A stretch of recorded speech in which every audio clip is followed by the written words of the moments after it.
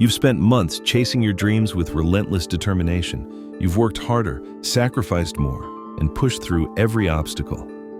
Yet somehow, the very things you desire most seem to slip further away with each desperate attempt to reach them. Sound familiar? What if everything you've been taught about achieving your goals is actually working against you? What if the secret isn't trying harder, but discovering why trying too hard creates the exact opposite of what you want? Today we're diving into one of the most counterintuitive truths about human psychology and success.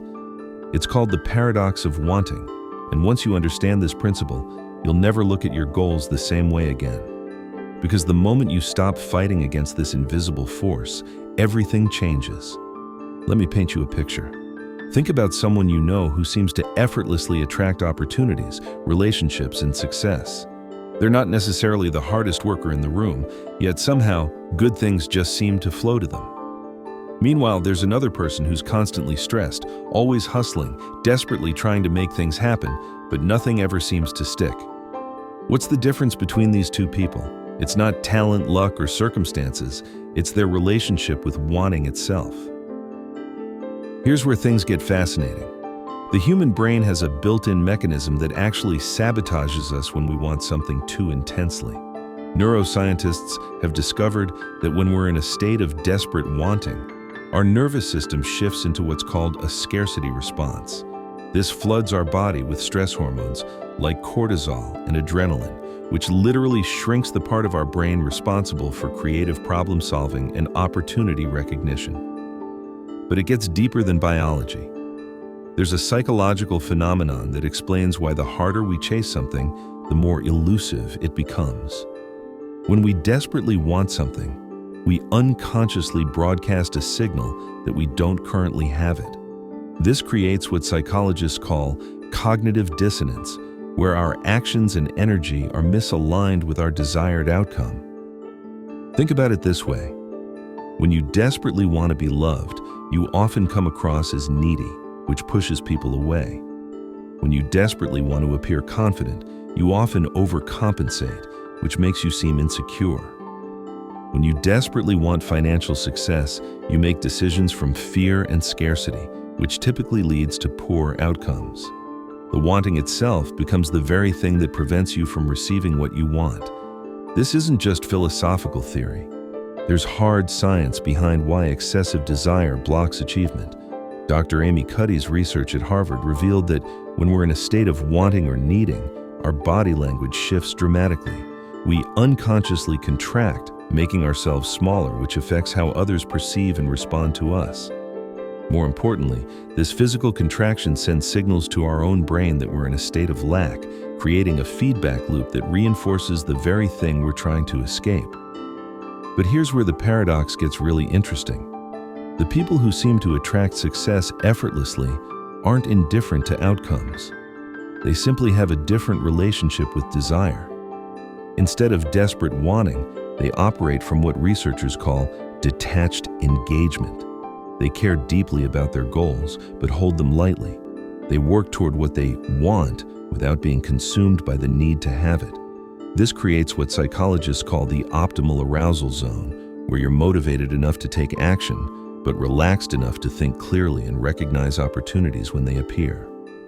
It's like the difference between a clenched fist and an open palm. The clenched fist can't receive anything new, while the open palm is ready to catch whatever comes its way. Now, let's talk about attention and energy, because this is where most people completely miss the mark. When you're obsessed with getting something, a huge portion of your mental resources gets locked into worry, planning, and emotional management around that desire. This leaves less bandwidth available for the very activities that would actually help you achieve your goal. Imagine your brain as a smartphone battery. When you're running multiple apps in the background worrying about your goals, your battery drains faster and your performance suffers.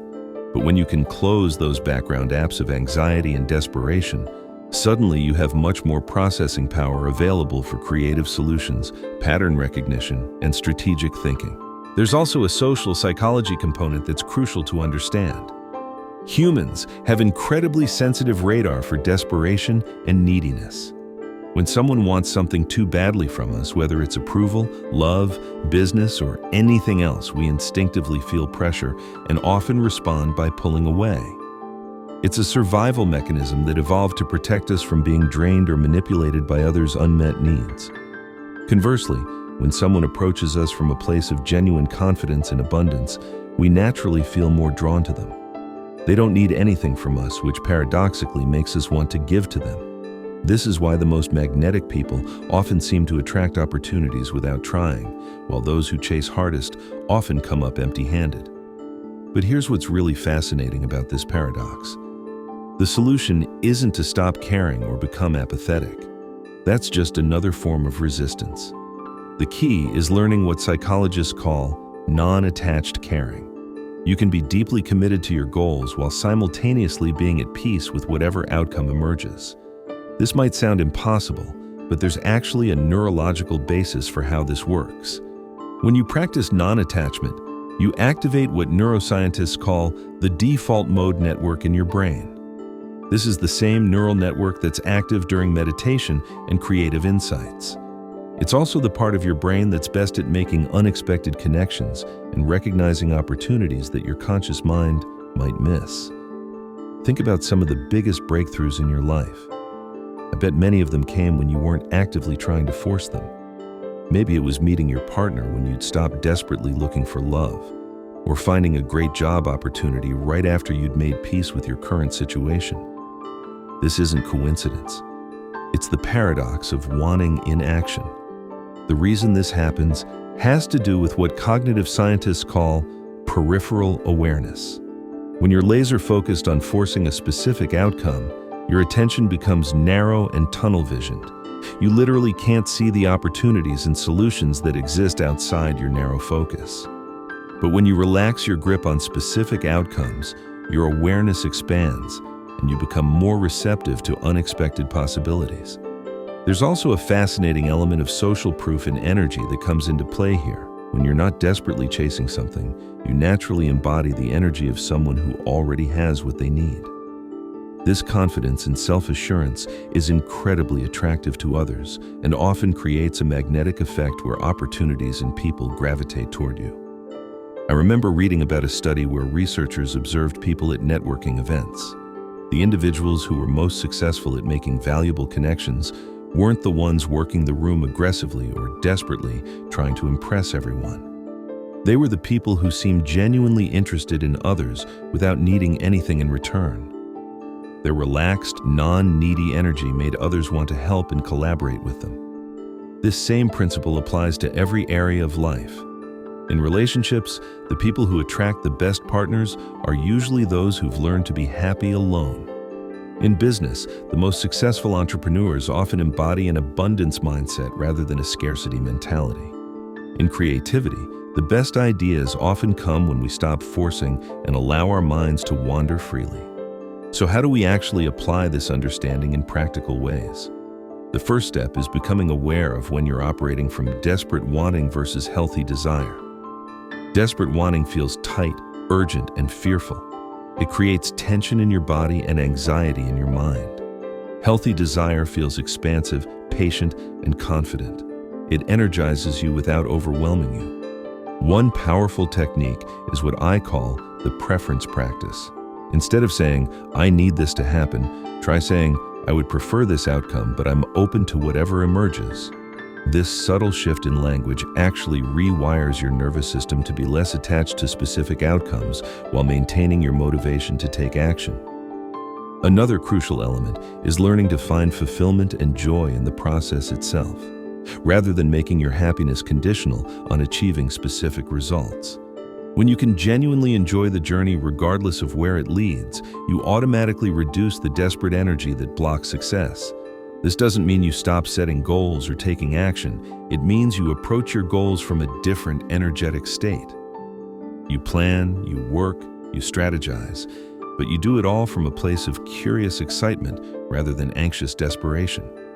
You become like a scientist conducting an interesting experiment rather than someone whose entire identity depends on a specific outcome. There's also something powerful that happens when you give yourself permission to fail or to have things unfold differently than expected. Paradoxically, when you're okay with not getting what you want, you often end up getting something even better. This is because you're no longer filtering reality through the narrow lens of your specific expectations. You become open to possibilities that your wanting mind couldn't even imagine. The most successful people I know have mastered what I call strategic patience. They know what they want and they work toward it consistently, but they're not attached to the timeline or the exact form their success will take. They understand that forcing and pushing often slows things down, while patience and persistence create the optimal conditions for breakthrough moments.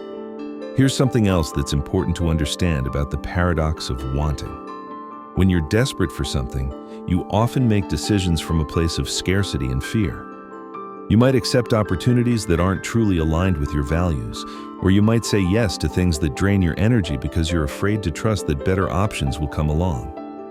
But when you're operating from non-attachment, you make decisions from a place of abundance and wisdom. You can afford to be selective because you trust that the right opportunities will present themselves at the right time. This leads to better outcomes because you're choosing from alignment rather than desperation. There's also a spiritual dimension to this that's worth exploring, regardless of your personal beliefs. Many wisdom traditions throughout history have recognized that attachment to outcomes creates suffering and blocks the natural flow of life. Whether you call it surrender, wu-wei, or simply going with the flow, there's something profound that happens when you stop fighting against the current of existence. This doesn't mean becoming passive or giving up on your dreams. It means learning to work with life's natural rhythms rather than against them. Sometimes this means taking bold action, and sometimes it means stepping back and allowing things to unfold. The key is developing the wisdom to know which approach is needed in each moment. Now, I want to address something that might be coming up for you. You might be thinking, but if I don't want things intensely, won't I lose my motivation? Won't I become complacent? This is a common fear, but it's based on a misunderstanding of how motivation actually works. Research in psychology shows that intrinsic motivation, the drive that comes from internal satisfaction and alignment with your values, is much more sustainable and effective than extrinsic motivation, which is driven by external rewards or the fear of consequences. When you can connect with why something matters to you at a deep level, beyond just getting a specific outcome, you actually become more motivated, not less. The difference is that your motivation comes from joy and purpose rather than desperation and fear. You take action because it feels good and aligned, not because you're trying to escape some form of suffering. This creates a much more sustainable and enjoyable path toward your goals. Here's a practical exercise you can try right now. Think of something you've been wanting desperately. Notice how that wanting feels in your body. Does it create tension, anxiety, a sense of urgency? Now imagine that you already have that thing, or imagine that you're completely at peace whether you get it or not. How does that feel different? Most people report feeling lighter, more relaxed, and paradoxically more confident about their ability to create what they want. This shift in energy is exactly what creates the conditions for success. When you're relaxed and confident, you make better decisions. You're more creative in your problem solving. You're more attractive to others. You notice opportunities that stress and desperation would have caused you to miss. The paradox of wanting also shows up in how we relate to time. When we desperately want something, we often become impatient and try to force things to happen faster than their natural timing. This impatience actually slows things down because we make rushed decisions and miss important steps in the process. But when we can trust the timing of our lives, we often find that things unfold more quickly and smoothly than we expected. We're in the right place at the right time because we're not fighting against the natural flow of events. We're working with the current rather than swimming upstream. I want to share a story that illustrates this perfectly. There was an entrepreneur I knew who spent years desperately trying to build a successful business.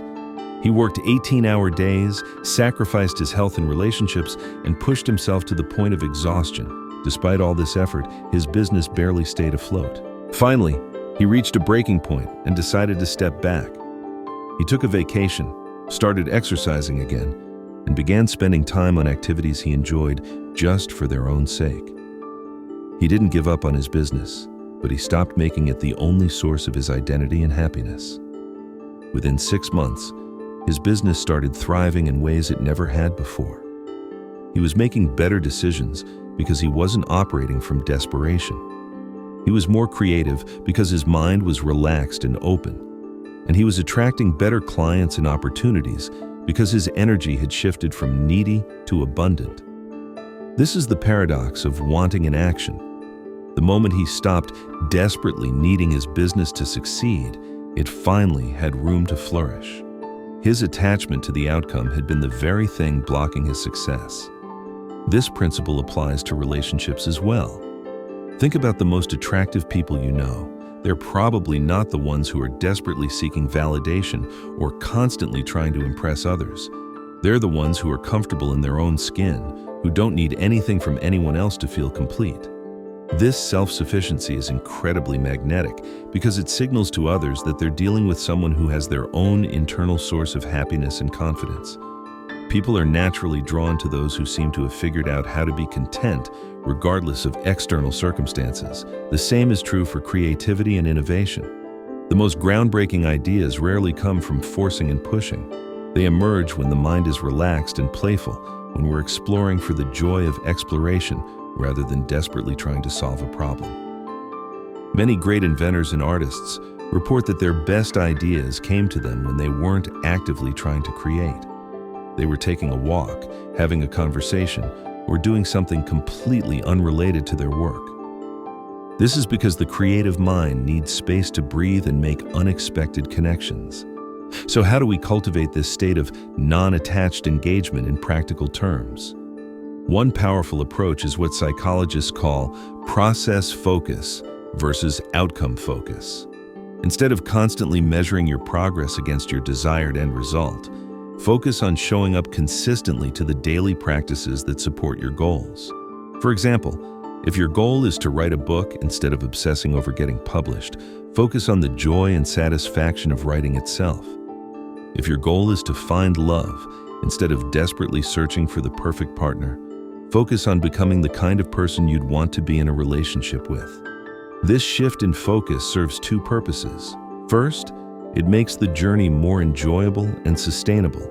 Second, it naturally creates the conditions that lead to the outcomes you want. When you're focused on being excellent at the process, the results often take care of themselves. Another key element is developing what I call outcome independence. This means deriving your sense of self-worth and happiness from internal sources rather than external achievements. When your well-being isn't dependent on getting specific outcomes, you naturally operate from a more confident and attractive energy. This doesn't happen overnight, and it doesn't mean you stop caring about results. It means you care about results while also being genuinely okay if things unfold differently than you expected. This inner security is one of the most attractive qualities a person can develop. There's also something profound about learning to trust the intelligence of life itself. When you observe nature, you don't see plants desperately straining to grow faster or animals anxiously worrying about finding food. There's a natural wisdom that governs the unfolding of life, and when we align with this wisdom rather than fighting against it, our own lives tend to flow more smoothly. This trust doesn't mean becoming passive or giving up personal responsibility. It means taking inspired action while remaining open to how things might unfold. It means planting seeds and tending to them carefully, while trusting that growth happens in its own time and in its own way. As we wrap up this exploration of the paradox of wanting, I want you to consider this question. What would change in your life if you could pursue your biggest dreams while being genuinely at peace with whatever outcomes emerge? How would you show up differently in your relationships, your career, your creative pursuits? The paradox of wanting reveals something beautiful about human potential. When we stop fighting against life and start flowing with it, we often discover that we're capable of so much more than we ever imagined. We find solutions we couldn't see when we were tunnel-visioned on specific outcomes. We attract opportunities that our desperate energy was actually repelling. Most importantly, we discover that happiness and fulfillment don't have to wait until we achieve our goals. They can be present right now, in this moment, regardless of what we have or don't have. And paradoxically, This present moment contentment creates the perfect conditions for future success. The next time you notice yourself desperately wanting something, pause and ask yourself, how can I pursue this goal while holding it lightly? How can I care deeply while remaining unattached to the outcome? How can I be motivated by joy and curiosity rather than fear and desperation? These questions will guide you toward a more effective and enjoyable relationship with your desires. Because ultimately, the paradox of wanting teaches us that the things we seek are often seeking us too. We just need to create the right energetic conditions for that meeting to occur. Remember, you don't have to choose between caring about your goals and finding peace with whatever happens. You can have both. In fact, having both is exactly what creates the magnetic, attractive energy that draws success towards you effortlessly. The universe responds not to your desperation, but to your trust. Not to your forcing, but to your flow. Not to your attachment, but to your openness. When you understand this paradox and begin to embody it, you'll discover that everything you've been chasing was actually much closer than you ever realized.